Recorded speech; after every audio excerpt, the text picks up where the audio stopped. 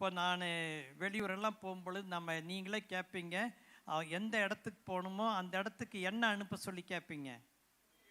Location. அந்த இடத்துக்கு location அனுப்புங்கன்னு சொல்கிறோம். அவங்க ஒரு மேப் அனுப்புகிறாங்க, அது கரெக்டாக போயிடுது.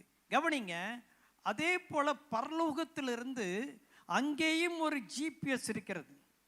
அங்கிருந்து ஆண்டவர் ஏன் பார்ப்பாரு, எங்க லொக்கேஷன், அவருடைய லொக்கேஷன் எங்கன்னா எங்க துதி ஆராதனை காணப்படுதோ அதுவே கர்த்தருடைய லொக்கேஷனாக இருக்கிறதுனால அங்கிருந்து அப்படியே பார்க்கும் பொழுது சுற்றிட்டே இருக்கும்போது எங்கே காட்டணும்? ஐபிஐ ஃபெசிலிட்டி காட்டணும். இங்கே ஒரு பெரிய கும்பல் கர்த்தரை துதிக்குது, உடனே நம் மத்தியிலே தேவன் பிரசன்னமாக இருப்பார். அதுதான் அர்த்தம். என் நாமத்தை பிரஸ்தாபம் பண்ணுகிற எந்த ஸ்தானத்திலும் அந்த லொக்கேஷன், பரலோகம் லொக்கேஷன் தான் பார்க்கும். எங்கெங்கெல்லாம் கூடுறாங்க, மனதார மனப்பூர்வமாய் கர்த்தரை ஆராதிக்கிறார்கள்.